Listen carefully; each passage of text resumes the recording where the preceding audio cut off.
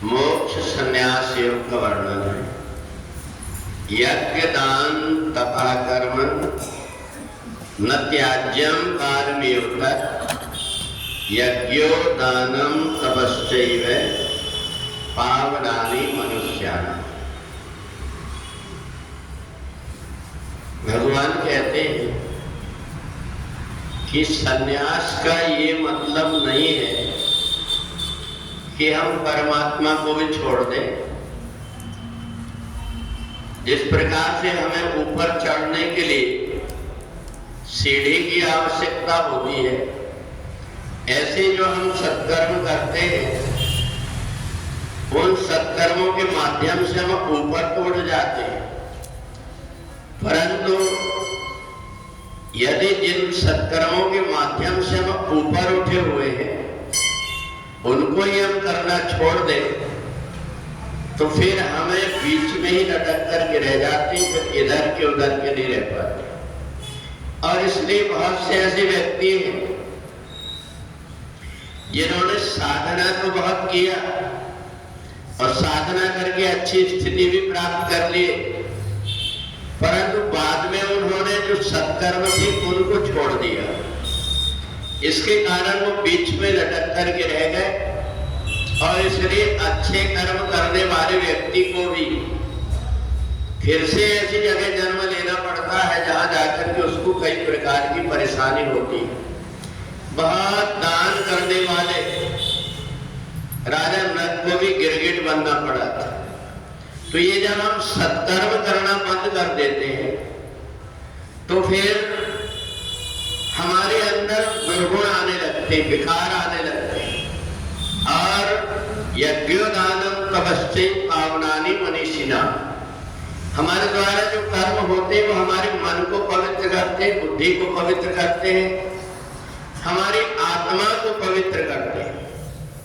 परंतु यदि हम ये सोचें कि हम इतने बड़े ज्ञानी बन गए, हमको ये कर्म क्यों करना चाहिए, अगर ऐसे व्यक्ति के अंदर अहंकार आ गया तो फिर उस व्यक्ति का पतन हो जाता है।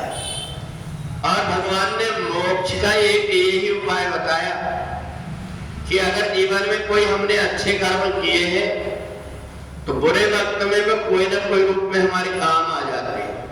इसलिए अच्छा कर्म करना कभी जीवन में छोड़ो मत। चाहे जितना भी तुमको ऊंचाई प्राप्त हो गई हो, पद प्राप्त हो गया हो, धन प्राप्त हो गया हो, परंतु अच्छे कर्म करना मत छोड़ो, क्योंकि जिन कर्मों के द्वारा तुम्हें अच्छा स्थान मिला हुआ है वही कर्म तुम्हें अच्छे बनाए रखेंगे। और यदि उनको छोड़ दिए तो फिर वो व्यक्ति बंधन में पड़ जाता है।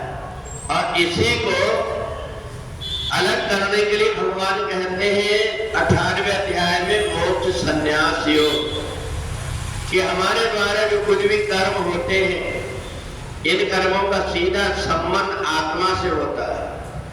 ये साधन धाम मोक्ष कर द्वारा इस शरीर से हम साधन कर सकते हैं। इस शरीर को अगर हमने आलस्य में बिता दिया तो फिर हमको ये समय मिल नहीं पाता। तो इसलिए उठते बैठते चलते फिरते भगवान से जुड़े रहो।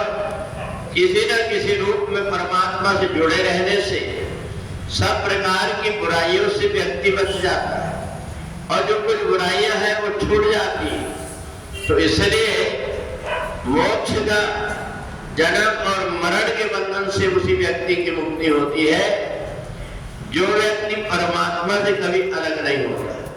और जो परमात्मा से अलग हुआ उस व्यक्ति को जीवन में कोई ना कोई बंधन बन जाता है।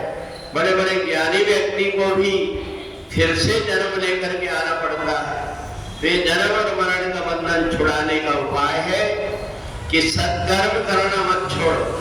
सत्कर्म करते रहे तो तुम्हारा मन जो कुछ भी गंदगी से भरा हुआ है वो धीरे धीरे पवित्र हो जाएगा और तुम्हारा जन्म और मरण से मोक्ष हो जाएगा। बोले वृंदावन बिहारी लाल की।